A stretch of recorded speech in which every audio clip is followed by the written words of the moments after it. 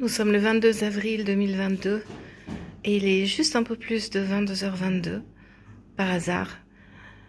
Et moi, Isabelle Wüstiner-Zuber, qui ai écrit un livre sur la protection de l'enfance en Romandie et principalement sur certaines de ses dérives, qui a été publié en 2019, je fais un appel à toute personne de bonne volonté, à tout journaliste, à tout député valaisan, pour nous aider, nous, c'est-à-dire un certain nombre de personnes qui sont touchées par le sujet, à s'occuper urgemment du fonctionnement de la protection de l'enfance en Valais. Comme la plupart d'entre vous le savez certainement, il y a eu des dérives dans le canton de Genève avec de la violence commise sur des enfants autistes dans un foyer. Et il y a eu tout un système qui s'est mis en branle avec des réactions de politiques, avec des réactions de professionnels, avec une enquête. Et en Valais, il n'y a pas d'enquête. En Valais, il n'y a pas d'enquête alors qu'il y a quelques semaines, une jeune fille de 14 ans sautait la vie dans un foyer de Sion. Et que ses parents, sa maman, en tout cas, n'a été avertie que le lendemain. À sa maman, on n'a pas restitué l'ensemble des affaires de la jeune fille et on n'a pas restitué la carte SIM de son téléphone, comme si on voulait cacher à la famille ce qui s'est passé les derniers moments. Cette jeune fille demandait de rentrer chez elle depuis le début de son placement, c'est-à-dire il y a à peu près 2 ans, et on ne l'a pas entendue. Et elle a fini par sauter la vie, à 14 ans. Vous vous rendez compte ? Est-ce que vous avez suivi dans la presse un semblant de compte-rendu de ce qui se serait passé, d'une enquête en cours, pour garantir que ça ne se passera plus, d'explications pour nous dire comment il est possible que dans un foyer où il y a des éducateurs sociaux, des enfants sont placés pour assurer un meilleur développement, on puisse se suicider. Dans ce même foyer, il y a une autre jeune fille qui a 11 ans et qui a écrit un mot qu'elle a adressé à Monsieur Nonchen, chef du SCJ, à Monsieur Rossier, chef de l'OPE, à Madame Mayer, chef de l'APE Action, et qui demande de rentrer immédiatement chez elle. Cette jeune fille était placée en août 2021 dans le même foyer, dans ce foyer où il vient d'avoir un suicide, et depuis le début, elle demande de rentrer chez elle.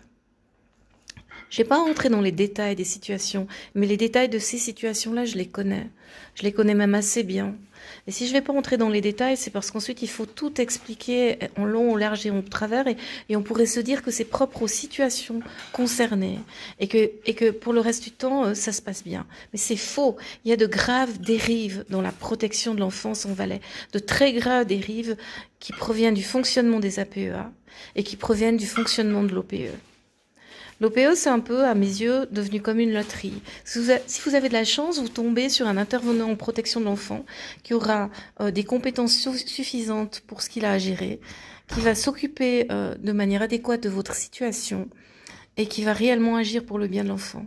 Puis si vous n'avez pas de chance, vous allez tomber sur quelqu'un qui se connaît mal, qui projette sa propre vie sur les situations à traiter, parce qu'il n'y a pas d'obligation de suivre une thérapie pour fonctionner dans un tel lieu, dans une telle structure, qui va projeter ses idées de ce que c'est qu'une bonne éducation, etc. Et c'est scandaleux. C'est scandaleux. La Confédération vient de s'excuser il y a peu d'années auprès d'enfants placés dans la deuxième partie du XXe siècle, placés chez des paysans, ont retiré à ce moment-là les enfants de leur maman veuve, parce qu'on était certain qu'elles ne pourraient pas assurer leur subsistance et on pensait qu'ils étaient en danger et qu'ils seraient mieux ailleurs, donc on les plaçait. Et en fait, ces enfants ont été exploités, ils ont été déscolarisés, ils ont été exploités, ils ont été utilisés comme de la main-d'œuvre bon marché chez des paysans. Et maintenant, je ne sais pas si ça, d'ailleurs ça a arrêté un jour. En tout cas, soit ça recommence, soit ça continue. On place des gosses qui n'ont pas à être placés. Monsieur Nonchen a affirmé, chef du SCJ valaisan, a affirmé récemment qu'il n'y avait pas de placement abusif. Tout dépend ce qu'on entend par abusif. Si une mesure abusive est une mesure disproportionnée et qui pourrait être plus basse, alors bien sûr qu'il y a des mesures abusives, pas seulement des placements abusifs. Et je pense que les députés valaisans doivent maintenant se mobiliser pour exiger une enquête de ce qui s'est passé au foyer Cité Printemps récemment, une enquête ou un audit du fonctionnement de l'OPE, une enquête et un audit du fonctionnement de certaines APA, parce que ça n'est pas possible de fonctionner ainsi. On entre dans un système qui s'auto-alimente, où tout le monde fait son beurre ensuite, parce que ça occupe les gens, certaines personnes nommées par l'État, et puis parce que ça fournit aussi des fonds à certains avocats. Et les situations s'éternisent. Et c'est pas possible, il s'agit de nos enfants, il s'agit d'enfants valaisans.